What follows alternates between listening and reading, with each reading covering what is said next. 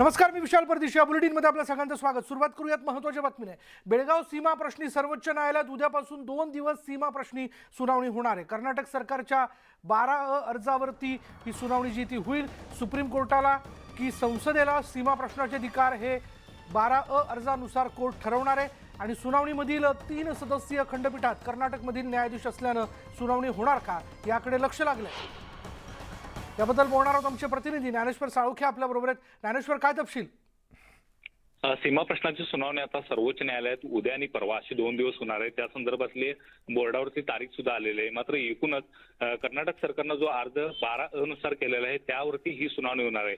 जर कर्नाटक सरकारचा हा अर्ज सुप्रीम कोर्टानं फेटाळून लावला तर मात्र महाराष्ट्र सरकारला मोठं यश आहे ते या सुनावणी दरम्यान मिळणार आहे. कारण कर्नाटकनं 12 नुसार संसदेला केवळ सीमा प्रश्नाचे अधिकार आहेत आणि न्यायालय हे अधिकार ठरवू शकत नाही अशा पद्धतीचा अर्ज आहे तो केलेला आहे आणि महाराष्ट्राच्या याचिकेला आव्हान देण्याचा प्रयत्न केलेला आहे. आणि त्यामुळे महाराष्ट्राचे वकील नेमकी कशी महाराष्ट्राच्या बाजू मांडतायत हे सुद्धा या सुनावणीच्या दरम्यान पाहणं महत्त्वाचं असणार आहे.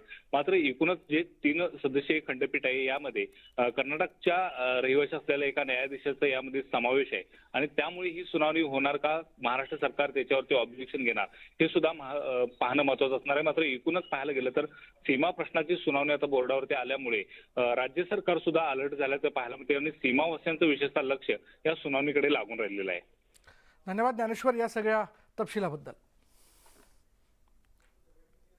पुढे बघूयात. पंतप्रधान नरेंद्र मोदी 19 जानेवारीला मुंबईत येणार आहेत. राज्यातील सत्तांतरानंतर पहिल्यांदाच मोदी मुंबईत येत आहेत. मोदींच्या हस्ते 19 जानेवारी रोजी बहुप्रतीक्षित दहिसर ते DN नगर मेट्रो 2A आणि दहिसर पूर्व ते अंधेरी पूर्व मेट्रो 7चं लोकार्पण होण्याची शक्यता आहे. 2A लाईनवरील अंधेरी वेस्टर्न स्टेशन हे वर्सोवा अंधेरी घाटकोपर या मेट्रो लाईनवरील DN नगर स्टेशनशी इंटरकनेक्टिंग असेल.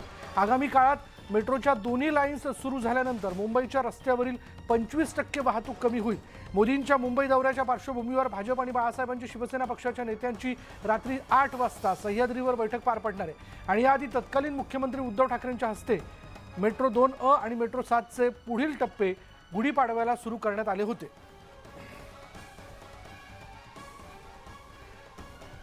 दरम्यान पंतप्रधान मोदींच्या या दौऱ्यावर शिवसेना नेते अंबादास दानवे यांनी निशाणा साधलाय.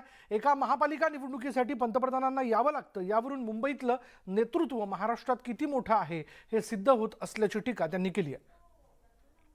त्या महापालिकेच्या निवडणुकीला देशाच्या पंतप्रधानाला यावं लागतं याचा अर्थ इथलं नेतृत्व शिवसेनेचं असेल, शिवसेनेशी इथलं बाकीच्या पक्षाचं नेतृत्व सामना करू शकत नाही. आणि म्हणून मला असं वाटतं मोदीजी देशाचे पंतप्रधान आहे, आपल्याला सगळ्यांना त्यांच्याविषयी आदर आहेच, परंतु पंतप्रधानांसारखं नेतृत्व जर महानगरपालिकेच्या निवडणुकीला आणावं लागत असेल तर शिवसेनेचा हा नैतिकदृष्ट्या मोठा विजय आहे.